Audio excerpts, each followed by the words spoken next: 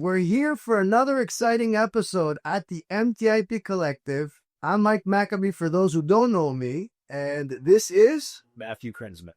Matthew Krinzman. That's right. Nice to meet you, Matt. Thanks for being here. Yeah. Brownie surgery, man. Yeah, of course. Happy night. We got to do this. That's why we stand here at this podium. Okay. So tell folks about a little background of Matt. What do you do? Where are you from? So my name is Matthew Krinzman. I am a broker associate with Sotheby's International Realty in the Aventura office. I've been a real estate agent for 26 years. Started in 1997 before there was where you had pagers and quarters. And the MLS was still part of it was in a book. So believe it, I remember that. I got into this in 2005, but books. They still had books that plot maps. I remember all sorts of fun stuff back then. Wow, yeah, 2000. Yeah, but 2005 we were pretty much here. It was already all online. You're right. For me, it was Google Maps with the boundary lines. Okay. So when I was a kid and I got started, not to divert, I was 18 when I got my license, and the first thing the broker told me was, "Oh, like, how do I get leads?" And it's like, "Go canvas." And I did commercial real estate, which means you're going warehouse to warehouse. It's a city block to get to the next guy's place. Yeah. And I remember using plot maps and taking a business card and stapling it, that was them. And now it's like you click a button and you get a address. There it is. Or you have it on your wrist. That's right. I don't have it. I don't have the fancy phone. You got a fancy watch though. Well, it's not that fancy. But yes, I'm a native of South Florida. I grew up in Sunny Isles before it was Sunny Isles. Nice. Yeah. So you saw when it was flat, no towers. It was all just motels, and I make the joke that I was the sole reason why the average age was just kept below death. So yeah, it was Sunny Isles. It was just all retirees. And so I very well could have been the youngest person living there. That's crazy. Yeah, it is crazy. It was a crazy place. But it was a great place to grow up because you had the beach, you had this, you had the run of the neighborhood. What, you think it's different now? It's not the same. What's different about Sunny Isles now? It's like everybody's from a different country. Well, that was Russian, French, all sorts of languages walking around. You always had that. You always had that with the retirees, or you had the Canadians who come down for the winter, the New Yorkers come down for the winter, but everyone was retired. That was the big difference. There was no one here really. I mean, Miami Beach, Sunny Isles, which didn't exist, or Aventura and all those areas, was just real retirement communities. That's true. We moved into a condo in Aventura, at Turnberry, and there's a lot of older folk. Turnberry North as well. North, okay? Don't come visit me. No, but that's a lot of older folks from New York. Very nice people. It's quiet, and I like it for that reason. But the demographics completely different. It's still there, yet it's completely changed. Yeah, dude, I feel like now I bought my place in a probate, right? So there was an older gentleman there. He passed, and I feel like now all the kids are starting to come down from either whether it's LA or from other metropolitans and taking these condos and saying the quality of life here in South Florida and Aventura is way better than I would say, because I'm from LA, than anywhere else. No? I'm biased. So high at this point. And I don't know any better because this is the only place I've ever lived. So I have not lived outside of South Florida. I grew up here. I've lived here. I've worked here. You travel a lot? Have you traveled? I do travel. We get special supposed to travel there this month, but flight got canceled. Yes, I can imagine why. Yeah. So let's talk about some real estate. What do you think the market's like today? Right. Quiet. It's quiet. It's slow. Are you more like a buyer repping, seller repping? 50-50. Yeah. I've been trying to do more seller side, and the listings are taking longer. It's longer to sell. The pricing has to adjust. I think buyers, I know some of my own listings, buyers do come through, but they're not pulling the trigger. Do you motivate and say, hey, so send us a low ball offer? I always look, we're in real estate. Sure. As people always ask me, is the price negotiable? My answer is, this is real estate. Everything's negotiable. That's right. It's a good answer. So that's the first thing I learned in reals when I came into sale. When I came in, and I was 25 years old, and we were doing I was doing rentals in South Beach. Everything was a negotiation. Life is a negotiation. This is right. So real estate's really a great microcosm of negotiation. And I remember the first time I was cold calling someone in my South Beach. And the guy was an older gentleman. He had a couple of buildings down there, and I call him up and he goes, first off, he answers, I hate real estate agents. I'm great. So do I. But then second, I was like, are you a seller? And he was like, no, I'm not a seller. And he's like, I'm on sell for this. I said, what if you got this? Like throwing numbers out. And then he stopped. So there is a price. There is a number out there in your head that will say, yes, I will sell. But I think now in the market is that the buyers are hesitant. And the sellers haven't, they adjust. You see the prices adjust, and you're seeing inventory build up. You're seeing days on market build up. I always tell people, hey, what I don't like, this is some pet peeve of mine. When the real estate agent calls me up about a listing, and before they even say, hey, can I come see it? I want to schedule an appointment to show to my buyer. Will your seller take X amount? So you're already negotiating, or you're trying to feel me on a price before you ever come to look at it. Why is it important for you to see that or have them see the property? Because they don't know the value until they see it. Do you think that's really the case? I would disagree with what you just said. I think if you have to see the property, I believe if you're a buyer, it's an emotional purchase. Even if you're a user. Residential. Dude, we're not talking about an investment. But it could happen in residential too. Yeah. But when you come in, you see the layout, you see the work that was done, you see the renovations that were done, or no renovations, but you have to come taste it, feel it, touch it to really make a decision before you tell me what your price is, what you want to pay. Yeah, I mean, I could see that angle. I think because I have the investor mindset, I see it differently. But I also look at the fact that the place I bought, that I live in, that I got rehabbed, right? When I went through all that, I still looked at it first and foremost as, does this fit my peg? Is there a motive? I want a deal. No matter what, as a buyer, you always want a deal. But as a listing agent, I want you to come take a look at the property before you start negotiating with me on the price. I think I understand your perspective. I think at this point, it's what's going to appease the buyer or entice them. What's that hook? And if you're stirred, you find that people don't end up coming because they'll come. Negotiate. They'll come. Take a look. Then you have to make the decision if it's worth it for them to make. So you're setting the bar in the tone and say, hey, I'll negotiate, but first come see the spot. That's on the spot. Okay. Because as a higher guy, they're going to decide if your offer, you're already negotiating, you're trying to make a deal over the phone before I even talk to my seller about it. They're trying to treat it like it's a car sale. Right. It's not a car sale. It's not a car sale. Look, this is about the best lease deal I can get you. Yeah. I'm not going to go back and forth with my manager. Finance to the bar. Right. I'm not going to go back in, the finance room and get my, here, give me your shoe that I can show good faith. Sure, you want to buy the place. I mean, I think you have to come, especially residential, you look at it a little different as you're an investor. Sure. But as a buyer who's coming to home, the family to come occupy with their kids or whatever, or they're a second home buyer, super emotionalization. They have to feel it. They have to touch it. They have to see and get they have to imagine that they're going to live there. So what motivated you to want to do this kind of emotional sale in residential real estate? Why did you pick this niche? That's funny. Okay. So when I first started, I come from a background of real estate.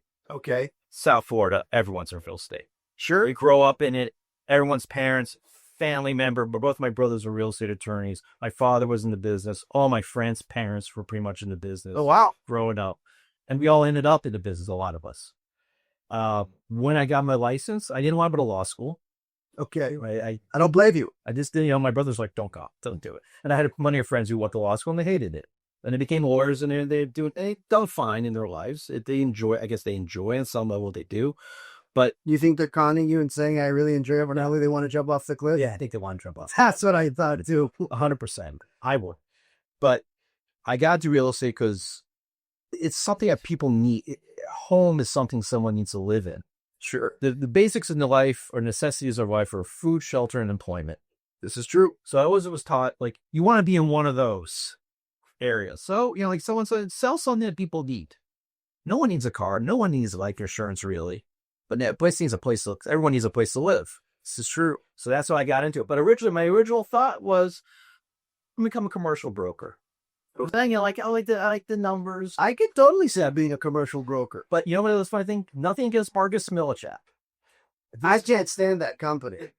I have no problem. I hate CoStar. I don't really sit on a truck. Co-star is the waste of money. Yeah, you haven't seen it. In my office, I have 2 bats and a couple guns. Oh yeah. And so we used So to. I start calls you. You're like, no. So CoStar, when I had a firm in LA, a guy, the rep, he was a redhead, used to come to the office, and I used to tell him, the secretary, bring out the bat. And I used to want to whip him out of the place because the guy would like coerce you.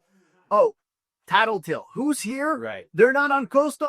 Get about go. We're gonna shut your CoStar down. So from that day on, I was like, ask CoStar, and now we use Rihanna, and we really love Rihanna. I'm not familiar with that. So I have Crexy and a couple. Crexy's great too, but Crexy did kind of replace, I think, today a lot of CoStar. Yeah, because he had LoopNet, they kind of hit. LoopNet was owned by CoStar. Yeah, and jack the prices up on everyone. That's right. So Okay, so you're saying So commercial. Yeah, I went to the interview with when Marcus and Ilshak first started down here, and it was I liked it. The sales manager was a good guy, but it kind of unsold me on joining. Interesting. It was just What did he say that? Well, it was like you're gonna come here, you're gonna be here all day long, you're gonna be dialing and dialing. I'm like, I'm not. I need to be out. I like to be around people. So I went down to South Beach and did rentals. That's a completely different animal. A completely different animal, but it was the one way if you're gonna get. People said like, "Look, do rentals because you'll generate money, generate income. You will eventually lead to sales." And I was like, "No, I don't want to show people with bathrooms. Like, look at the bathroom, look at the wallpaper." That back then we had wallpaper. He'd said, I remember some velvet. I had to dig some down. Some sure. Yeah. There was like, look, I was like, no, I'll never redo that. But meanwhile, whoops, there I am. I'm doing it. And I felt like I enjoyed the interaction with people like that, showing them homes or rentals at the time. Like back then in South Beach, you do a $400 a month for the efficiency. That's crazy. And if I hit, if a guy, like a 2-bedroom person was looking to spend $1,200, $1,000, like, oh my God, my week is made. Because, they get paid, monthly or monthly in rent or you get or the 10%. So the little ticket rentals are higher commish as far as like the percentage. Yeah, but you could do like 2 out of 5 of them, a week, and you put money in your pocket and, South Beach was the place to be back. Would you say that today, if you're a newbie coming into real estate, you just got your license, would you still do the rental spiel as the beginning part of walking into this? The market's different back then. And I think I don't know how it is now because I don't do a lot of rentals anymore. Got it. But I think if you need income, I think it's the only way to do it. Because that's what I was just sharing with the other gentleman. I said, look, if sales are not plummeting, but slowing, right? Because the market is the market. Do you start doing rentals? How do you sustain that GCI? I didn't keep making that money. It's tough. It's not easy. It's a tough situation. But if you're young in a business, you're starting out, until you make your first sale, could be, unless you're lucky, you have an uncle or a cousin or someone, a hand-me-down. Right. Because once you burn out all your family and all your friends, then you got like, well, what am I going to do next? How are you going to make that generate that business? So the rentals was a great way because eventually those people became buyers. Took a few years, but I was like, no problem. Some of the times was rough. You're like, oh my God. But, other times it was like, this is great. And then you start building up the momentum, right? That's how you go in sales. Look, most of my business is referrals. Sure, we talked about it. Yeah, you talked about it. I think that like 99% of all the realtors I've ever... If you're good at it. I think if you treat your customers and the clients correctly, they're going to send your friends, they're going to send their family, they're going to come back to you when it's time for them to sell or buy. Or relocate, yeah. Or relocate. And that's how I think you build up that trust. It's a trust, but you're in a relationship and a trust business. That's what it is. But it sounds like the referral-based business is like becoming a glorified salesperson. It never really becomes, you never graduate from solopreneurship to entrepreneurship because you're chronically the everything of the business. Right. So at what point do you decide, if ever, to go from, okay, I've capped out on referrals. Right. Now I'm making, I don't know, I would say $500,000 in GCI to make it simple, right? It's a good income. Yeah, it's great. Above average income. At what point do I start trying to deploy capital into team? If you're trying to scale up. Yeah, I mean, isn't that the goal? It is the goal. But buy real estate? You should become an investor yourself. You should always own something. You should not just own your home. Sure, you could own a piece of property that generates something for you. Do you think we should buy the place we live in first? Or direct or the crank? Well, he owns his home. Well, now he does. But did he then? I think he always did. You know why I bought my place? Why? Because I'm getting married. I got married actually. Miles Aaron. Thank you so much. And more importantly, I don't want to move anymore. Well, that's it too. Every 2 to 4 years, you're going to have to migrate. I hate moving. I always make a joke. We're in the business of making people move, and I hate it. Yeah. I bought it with first. So, my own personal story. My wife and I were rented a townhouse in Hollywood, a long time, and then it was coming to a point where I'm looking around like I don't have to pack this stuff up. So the owner had an opportunity. Said, "Hey, I want to sell my place. Great. Tell me how much you want." But it was like, here's the money. Convenient way to just. Here is the money. That's actually smart. But I think owning a home, I would say it's the American dream. But there's always you have to calculate. You have to make the decision for yourself if that's going to make sense. Because there's obviously costs involved. Sure, right? We had the rent costs too. Yeah, sure. But you have insurance, you have maintenance fees if you own in a condo or HOA, things like that. When I moved here from LA, it was 2017. I moved to Brickell. I got a penthouse in Brickell. Which building? Well, you remember. Brickell Heights. Oh, yeah, sure. Okay. Yeah. I lived in Brickell Heights on the 45th floor. Right. I had a pretty panoramic view. The rent was like $4,500. Beat that. It was free. Yeah. Freaking free. 3 years went by. Woman wanted $9,000. Yeah. I said, Bon voyage. And COVID hit. And then COVID hit. And then eventually, I was like, okay. And the rental market was crazy during COVID. You couldn't find anything. You couldn't find anything to sell or rent. Correct. Actually, there were great buy opportunities during COVID that I regret not buying. With those one, there was a condo that was 3,000 feet for $700,000. Panoramic view here in Aventura. I was like, I should have bought that. So just quickly, this reset on the COVID thing. There was a window of opportunity for about 6 to 8 weeks. You think so? 100%. 6 to 8 weeks? 6 to 8. So maybe I fell in that window. I don't know. Yeah. There was a deal. Yeah. Because I remember seeing all the red, all the arrows down on price adjustments. As soon as the governor said, you can go back to work, we're opening up, things went back up because people saw from north or wherever else, California, like There's a lot of New Yorkers. I'm like, we're getting out of town. We're coming down here, and they started buying that. Then the market started going back. That unit sold for 1.4. It doubled in a year, and the guy didn't go anything. I've heard stories like that. I've heard them. Yeah. They all have. Everyone has a story like that. To scale up your business, it's not easy. You have to make a decision on how you want to do it. How would you do it? Here, I told the other dude too. Here's $1 million from me to you. Capital injection in your business. How do you grow it? I would personally hire an ISA. An ISA, inside sales agent. Very good. Okay. I would have it because I'm not good. I'm not a great cold caller. I know my weaknesses. I know my strengths. So you believe that the methodology in which would get you more business would be cold calling? I think it would help. I think it would be part of it. And then obviously you have to do your advertising, your marketing.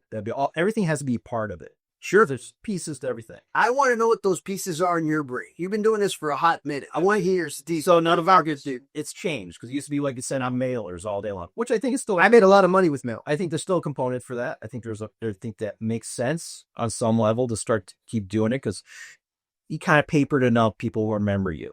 I think if you said enough. The consistency of that, whatever that marketing was, you think it's the same? 100%. So if you had to pick mailer, email blast, text messaging, cold calling, social post, paid ads, what is it? I think it's all combined now. That's a good answer. It's all combined because I don't think you can just do one. You could, but you're limiting yourself. You could, right? You could just do one, but I think you have to now, where you live in a world where this dominates. Yep. But when I started, I remember getting my first cell phone, and it was PrimeCo. If anyone remembers what PrimeCo was, which is now Verizon. Okay. It was, you buy your minutes. I had 1,800 minutes a month.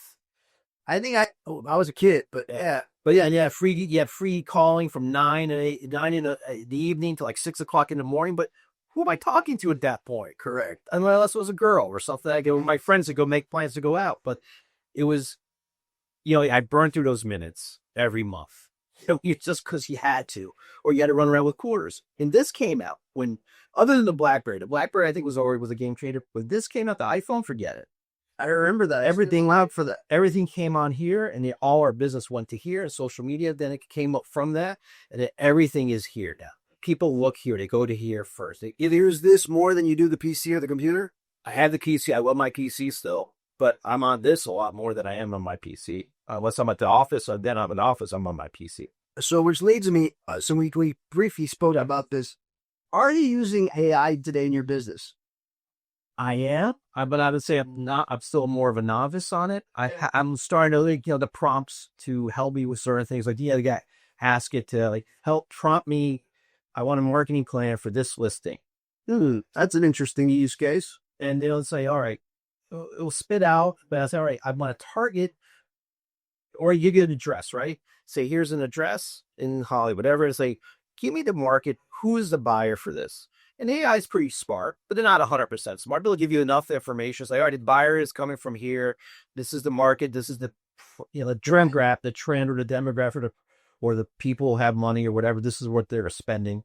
Okay, create a marketing plan for me to target those people. It's not easy, but because then it's like, okay, well, here's how you would do it. If you're going to put it on Instagram or Meta and a Facebook advertising, which kind of it's kind of intricate, but you could, I think, I might want people to say, just let the algorithm Meta just do it for you. Just whenever there's algorithm. You know that Zuckerberg came out and said, I said recently, we're going to eliminate the need for basic marketing agencies are gone.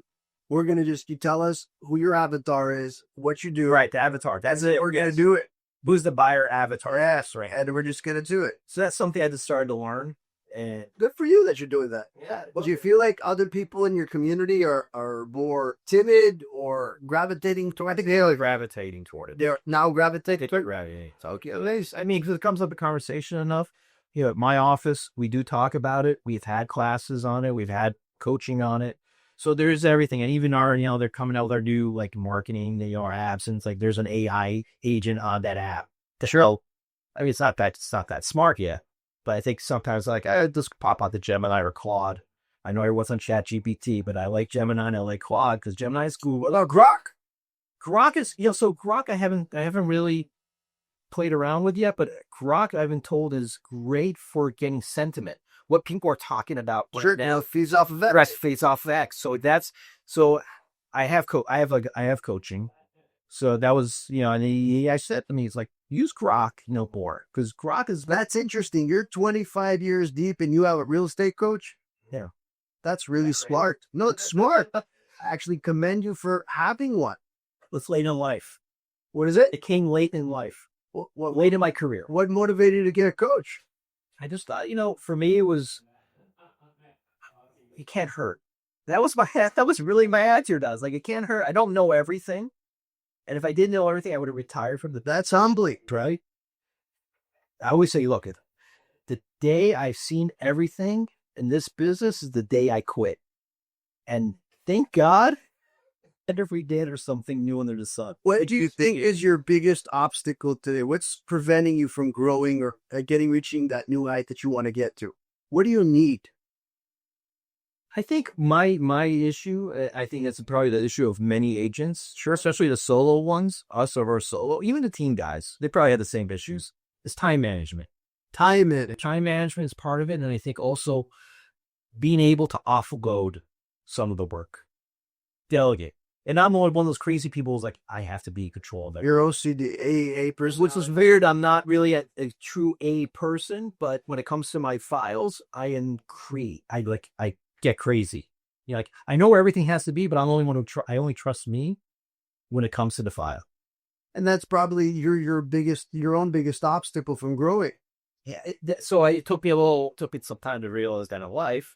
That's why I got the coaching. Good. So at least everything's a baby step. Sure. Look, I'll admit my age. I'm 53. You're a young dude. Yeah, I know, right? The beard. Don't get misled by the charming beard here. Yeah. But you're never too old to, I think, learn in this business and grow. No, you're not. And I think if you stop, then get out. Sure. Just get out of the business, go do something else. But the goal of the why was you got into it because the family was in it, the friends were in it. And then ultimately, was it because you wanted to own real estate? That was the goal? Or was that sort of the goal to own real estate? I think I just got into it and I enjoyed doing it. You just like doing it. I just like doing it. You like transactional. I like transactional real estate. I like dealing with the people, even though sometimes they can drive us crazy. Sure. Right? But it's the business. And, deals fall apart. You know, I mean, every deal closes, and that's part of the business. And I, like recently had when the deal fell apart, I had the listing, and the buyer's agent was mad at me. For what? Because the deal fell apart. How is that your fault? I said, look, it happens. This is the nature of our business. If you were in escrow, you're the list agent, or was it prior to escrow? No, we were in escrow. In escrow, and the deal fell apart because of what? You look at it as a buyer. Yeah, the appraisal didn't come out, and they couldn't come to an agreement on taking the bridge in the gap. I said, okay, look, we tried. The seller. Are you familiar with creative financing, seller financing, subject to financing? Are you implementing that on these overpriced listings that we have them down? So if there was an availability for seller finance on that deal, sure, I would have pushed hard for that. So the seller wouldn't say, I'll take a second or I'll take a first. He couldn't do it. He couldn't do it right. Got the situations where he has a little mortgage on it, but he couldn't take the second because if he said, look, if I'm going to sell, I'm going to take the money and do something else, whatever equity I have at the appeal. Got it. That was his plan.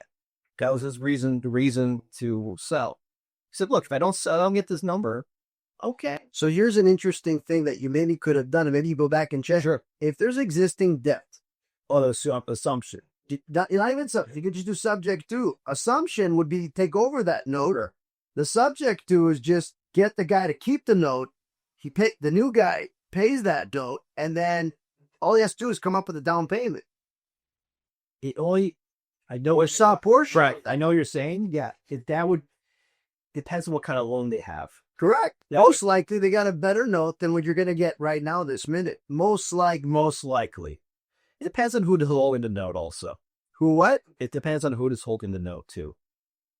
Yeah, of course. If it's a private lender or conventional loan. But right. Ultimately, and the reason I share this with you is because we do that right now, right? There's a lot of deals that don't pencil out because of the price point.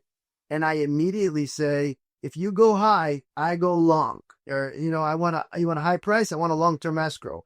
Or I want a high price, then I want terms with finance ready in it. And usually that's how you bridge that gap.